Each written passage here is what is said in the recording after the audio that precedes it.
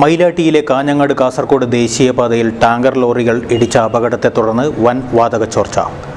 മംഗലാപുരത്ത് നിന്നെത്തിയ ഓയിൽ കമ്പനിയിലെ വിദഗ്ധർ ഗ്യാസ് ചോർച്ച അടച്ചെങ്കിലും ഈ പ്രദേശം അധികൃതരുടെ സുരക്ഷാ വലയിലാണ്. വാഹനഗതാഗതം പുനഃസ്ഥാപിക്കാൻ വൈകും.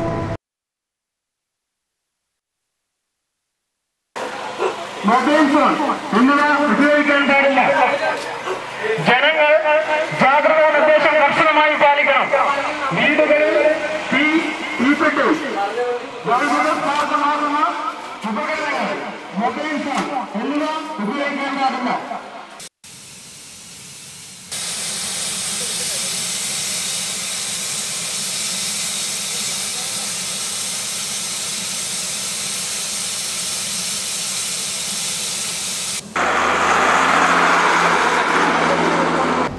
വ്യാഴാഴ്ച രാവിലെയാണ് മയിലാട്ടി വട്ടത്തൂരിൽ ടാങ്കർ ലോറികളിടിച്ച് ഗ്യാസ് ചോർച്ചയുണ്ടായത്. അപകടത്തിൽ മറിഞ്ഞ ടാങ്കർ ലോറിയിൽ നിന്ന് ഗ്യാസ് ലീക്കാവുകയായിരുന്നു. ടാങ്കർ ലോറിയുടെ 3 അറകളിൽ ഒന്നിൽ നിന്നാണ് വാതക ചോർച്ചയുണ്ടായത്.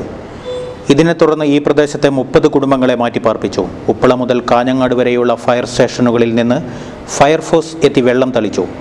ബേക്കൽ, വിദ്യാനഗർ, കാസർഗോഡ് സ്റ്റേഷനുകളിൽ നിന്നുള്ള പോലീസുകാരെയും സംഭവസ്ഥലത്ത് വിന്യസിച്ചു. പൊതുജനങ്ങളെ അപകടം നടന്ന സ്ഥലത്തേക്ക് കടത്തിവിടുന്നില്ല. ഇവിടെ മൊബൈൽ ഫോണുകൾ ഉപയോഗിക്കുന്നതും വിലക്കിയിട്ടുണ്ട്. ജനങ്ങളോട് മുൻകരുതൽ നടപടികൾ എടുക്കാൻ ജാഗ്രതാ നിർദ്ദേശവുമായി ജില്ലാ ഭരണകൂടം മൈക്കിൽ കൂടി വിവരമറിയിച്ചു. അറിയിപ്പ് വാഹനം വട്ടത്തൂരിൽ സഞ്ചരിച്ചു.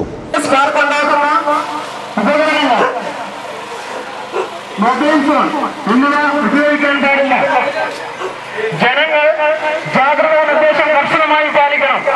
വീടുകളിൽ തീപ്പെട്ടു വൈദ്യുതമാകുന്ന ഉപകരണങ്ങൾ, മൊബൈൽ ഫോൺ എന്നിവ ഉപയോഗിക്കാൻ. ADM വാസുദേവ, RDO ശ്രീധര ഭട്ട് എന്നിവർ സംഭവസ്ഥലത്തെത്തി. DMO ജോസ് ഡിക്രൂസിന്റെ നേതൃത്വത്തിൽ മെഡിക്കൽ ക്യാമ്പിനെ അപകടസ്ഥലത്ത് സജ്ജമാക്കിയിട്ടുണ്ട്. സ്പെഷ്യൽ ബ്രാഞ്ച് DYSP PK രവീന്ദ്രന്റെ നേതൃത്വത്തിൽ പോലീസും അപകടസ്ഥലത്ത് ക്യാമ്പ് ചെയ്യുന്നു. മംഗലാപുരം ഹിന്ദുസ്ഥാൻ പെട്രോളിയം വിഭാഗത്തിലെ സേഫ്റ്റി ഓഫീസർ മനോജിന്റെ നേതൃത്വത്തിൽ വിദഗ്ധരെത്തിയാണ് ടാങ്കർ ലോറിയുടെ ചോർച്ച അടച്ചത്. ടാങ്കറിൽ നിന്നും ഗ്യാസ് പൂർണ്ണമായും നിർവീകരിക്കുകയോ മാറ്റുകയോ ചെയ്യാതെ NH വഴിയുള്ള വാഹനഗതാഗതം പുനഃസ്ഥാപിക്കുകയില്ല. അപകടസ്ഥലത്ത് എല്ലാ സുരക്ഷാ ക്രമീകരണങ്ങളും ഒരുക്കിയിട്ടുണ്ടെന്നും ജനങ്ങൾ ആശങ്കപ്പെടേണ്ടെന്നും ADM വാസുദേവ പറഞ്ഞു.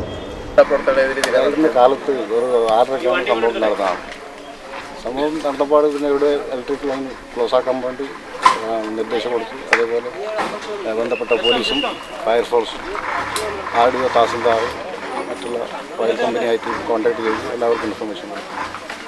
ഉടനെ ഫയർഫോഴ്സ് ഇവിടെ എത്തി. ഫയർഫോഴ്സ് എത്തി രക്ഷാപ്രവർത്തനം തുടങ്ങി. ആദ്യം ലീക്ക് ഉണ്ടായിരുന്നു. ആ ലീക്ക് ടെമ്പററി ആയിട്ട് അടിച്ചു. ഇനി ഏതായാലും നമുക്ക് ഇപ്പോൾ എമർജൻസി റെസ്ക്യൂ വെഹിക്കിൾ വെച്ചിട്ടുണ്ട്. ഏതായാലും ഒരു 8 മണിക്കൂർ ഇതിൻ്റെ പ്രോസസ്സ് വേണം. ആക്സിഡൻറ്റ് ഉൾപ്പെട്ട വണ്ടിയുടെ ഗ്യാസ് മറ്റേ വണ്ടിയിലേക്ക് ഷിഫ്റ്റ് ചെയ്യും, മാറ്റും. അതുകൊണ്ട് അപകടാവസ്ഥയല്ലല്ലോ സാർ? അപകടാവസ്ഥയില്ല. അപകടാവസ്ഥയിൽ തരണം ചെയ്തു. ഇവിടുത്തെ ലോക്കൽസ് ചുറ്റുമുള്ള ഒരു 10-30 വീടുകാരോട് മാറ്റി താമസിക്കാൻ വേണ്ടി നിർദ്ദേശം കൊടുത്തു. എല്ലാം മാറി ബാക്കിയെല്ലാം പ്രവർത്തനം നടത്തും.